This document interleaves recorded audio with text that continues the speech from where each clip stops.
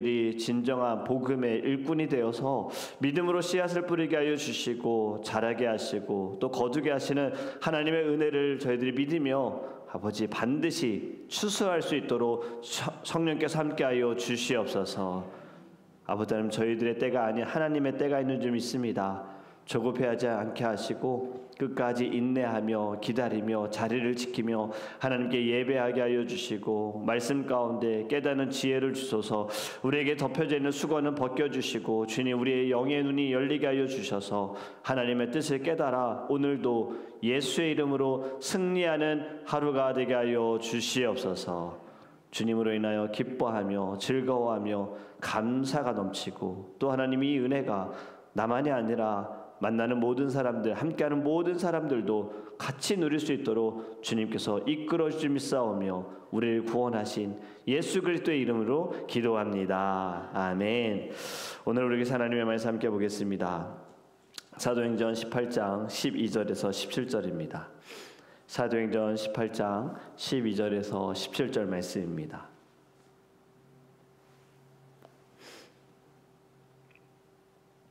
네, 우리 함께 읽겠습니다. 갈리오가 아가야 총독되었을 때에 유대인이 일제히 일어나 바울을 대적하여 법정으로 데리고 가서 말하되 이 사람이 율법을 어기면서 하나님을 경외하라고 사람들을 권한다 하거늘 바울이 입을 열고자 할 때에 갈리오가 유대인들에게 이르되 너희 유대인들아, 만일 이것이 무슨 부정한 일이나 불량한 행동이었으면 내가 너희 말을 들어주는 것이 옳거니와 만일 문제가 언어와 명칭과 너희 법에 관한 것이면 너희가 스스로 처리하라. 나는 이러한 일에 재판장 되기를 원하지 아니하노라 하고 그들의 법정에서 쫓아내니 모든 사람이 회당장 소스데네를 잡아 법정 앞에서 때리되 갈리오가 이 일을 상관하지 아니하니라. 아멘. 오늘도 우리 잠시 눈을 감고 감사한 제목을 세 가지 생각하며 하나님께 감사하기 원합니다.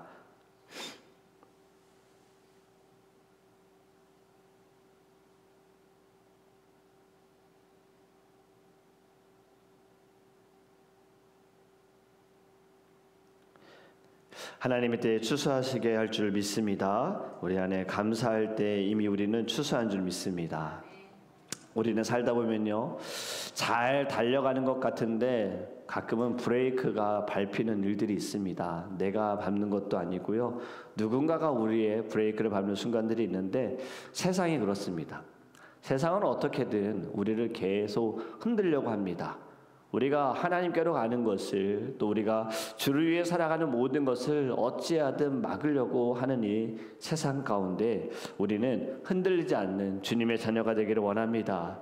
여러분, 바울도 마찬가지예요. 지금 복음을 전할 때마다 자꾸 흔드는 사람들이 있어요. 지금 18장 고린도에서 복음을 전하는데 교회를 또 세워가는 이 순간에 또 방해가 찾아옵니다. 바울의 사명을 보면, 그의 사역을 보면 항상 복음 전하면서 변화되는 이가 있지만 또 어려움이 찾아오는 거예요. 12절에 유대인이 바울의 말씀을 해당에서 듣다가 다른 신을 전한다면서 바울을 고발하는데, 고발하는 내용도 보면 이들이 13절에 말하되 이 사람이 율법을 어기면서 하나님을 경외하라고 사람들을 권한다 하거늘, 지금 고발에는 하나님을 경외하라고 자신들이 믿는 하나님에 대한 이야기를 하고 있는 것인데 이들은 바울을 고발합니다. 일제히 달려들었다. 여러분, 일제이라는 말, 마음을 단단히 먹었다는 거예요. 어떻게든 바울을 내려버리겠다. 여기서 쫓아내겠다. 바울을 향한 고린도 유대인들은요, 반감이 정말 최고조에 이른 겁니다. 그래서 로마 법정으로 그를 끌고 갔어요. 바울이 하는 이상한 말 듣고 싶지 않다는 것이 이유인데, 여러분, 그들은 사실 그것이 아닙니다. 이유가 되지 않습니다. 자신들이 가지고 있는 종교적 자부심, 관습, 습관, 권력, 이 모든 것을 가지고 지금 바울이 건드리고 있으니, 자신들의 자존심을 건드리고 있으니 바울이 불편한 거예요. 바울이 오니까요, 중심을 건드립니다. 율법이 아니라 그리스도가 중심이 되어야 한다. 성전이 중심이 아니라 예수가 중심이 되어야 한다.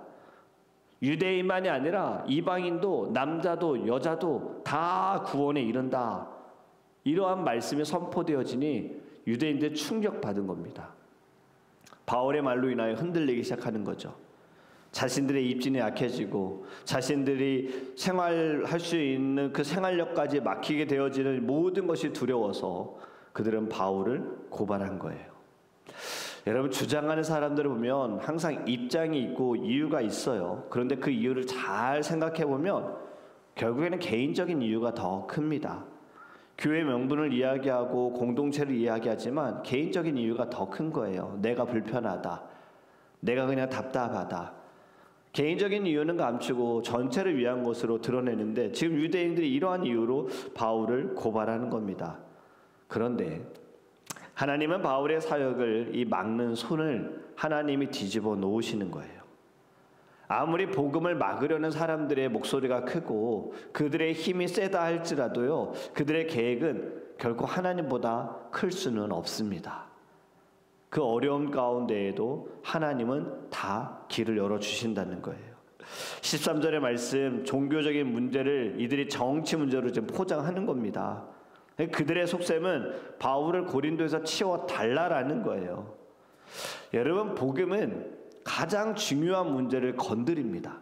가장 중요한 중심을 우리에게 원하는 거예요. 그렇기 때문에 복음으로 인하여서 누군가가 마음이 불편한 것은 지금 맞는 이야기를 듣고 있는 겁니다. 우리가 큐티인에서도 말씀을 통하여서 말씀을 들을 때 불편하게 되어지고 사실 그 불편함은 결국엔 진실이라는 것을 깨닫고 회개하여질 때 마음의 변화가 일어나잖아요. 여러분, 복음이라는 것은요, 그냥 듣기 좋은 말만 하는 것이 아닙니다. 복음으로 인하여서 흔들리고 좀 뒤집혀지고 깨달아지고 눈물도 흘려야 되고 변화가 일어나야 될 줄 믿습니다. 말씀이 들어가면 흔들리는 거예요. 말씀이 들어가면 변화도 일어나는 겁니다.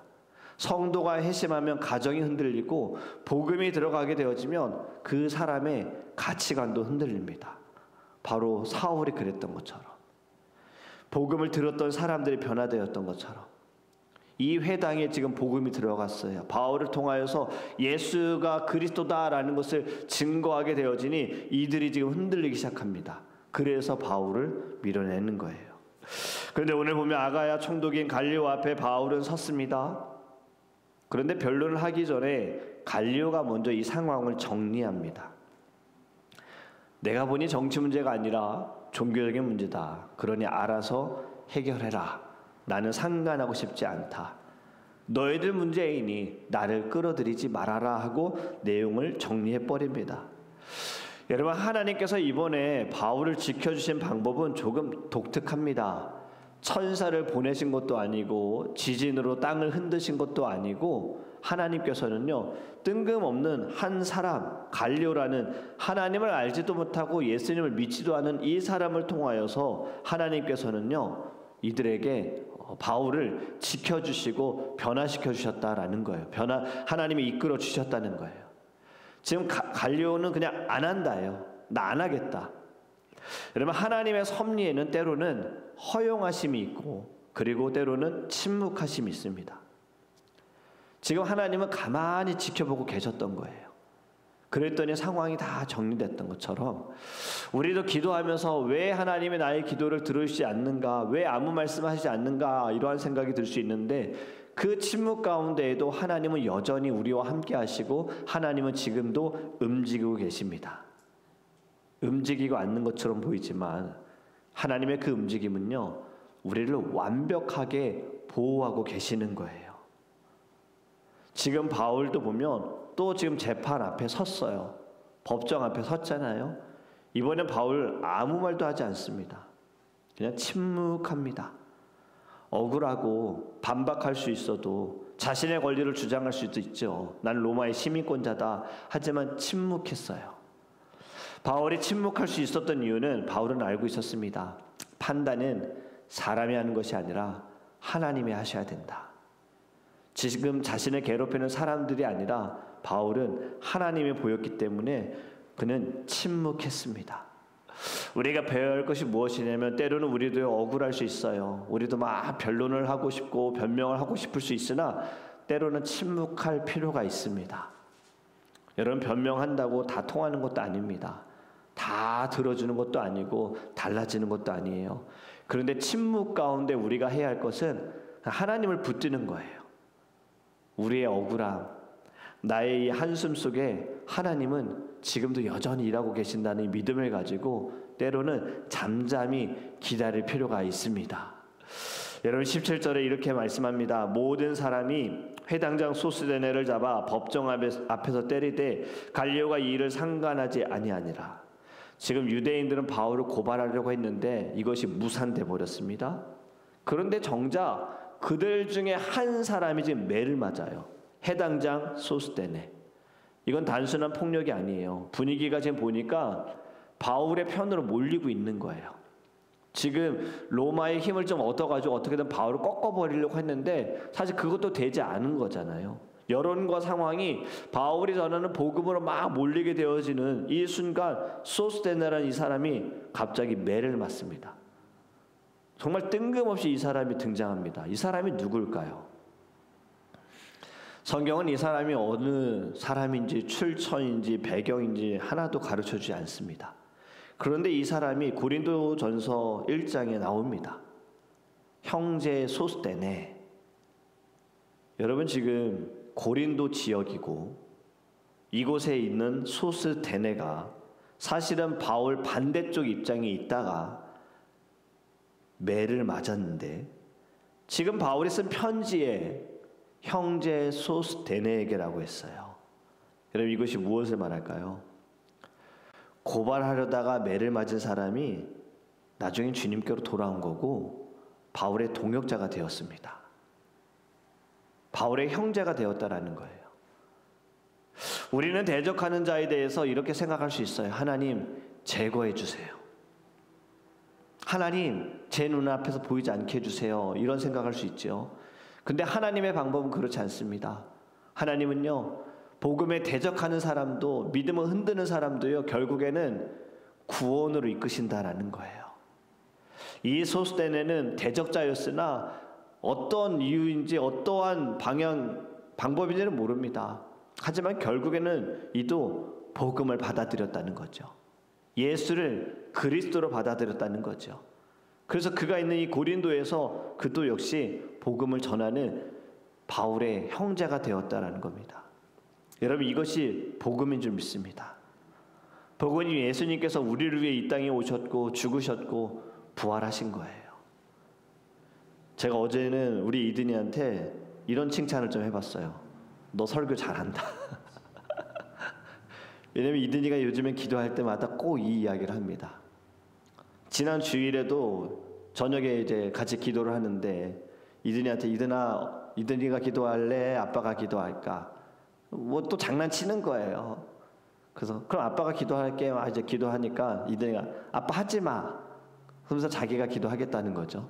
그래서 기도를 하는데 이든이가 꼭 쓰는 문장이 있습니다. 어디서 배웠는지 모르겠지만 하나님 오늘도 즐겁게 합니다. 꼭 이런 말을 단어로 써요. 그러니까 오늘도 즐겁다 이런 표현인데 이 이야기를 또 하는 거예요. 하나님 예수님 오늘도 즐겁게. 그래서 전 당연히 합니다 이렇게 나올 줄 알았거든요. 즐겁게 교회 가서 예배드렸어요. 예수님 감사합니다. 그런데 오늘 니나 누나 제가 밀었어요. 예수님 십자가에서 죽으셨어요. 잘못했어요. 3일이라는 단어를 쓰지 않고 예수님 다시 사셨어요. 감사합니다. 이렇게 기도하는 거. 제가 또 그 기도에 감동을 받았어요. 그래서 제가 칭찬한 거예요. 야, 너가 설교 잘한다. 여러분, 복음은 다른 거 없습니다. 복음은 이 땅에서 잘 살기 위해서 우리가 믿는 게 아니라 죄인된 우리가 예수 그리스도로 말미암아 구원을 받았다라는 거잖아요. 그런데 이 구원은 나에게만 있는 것이 아니라 나와 함께하는 사람들과 오늘 소스데네처럼 나를 대적하는 사람들에게도 갈 수 있다는 거예요. 지금 나를 대적하는 사람일 수 있으나 언젠가는 나의 기도의 동역자가 될 수 있고 형제가 될 수도 있다는 겁니다. 우리는 이 마음을 가지고 오늘 흔들리지 않는 복음이 저와 여러분에게 있기를 주님으로 축복합니다. 여러분, 우리의 삶에도요, 일어나는 그 소동 속에서 하나님은 흔들리지 않아요. 아무리 누군가 나를 흔든다 하더라도요, 우리를 붙들고 계시는 분이 계세요. 바로 하나님. 여러분의 삶의 자리에서 어쩌면 원치 않는 공격 받을 수 있습니다. 일할 때에도 때로는 가정에서도 비난받기도 하고 믿음을 지키다가 오해도 받을 수 있어요. 소동은 사람에게서 오지만 지켜주시는 분은 하나님이신 줄 믿습니다.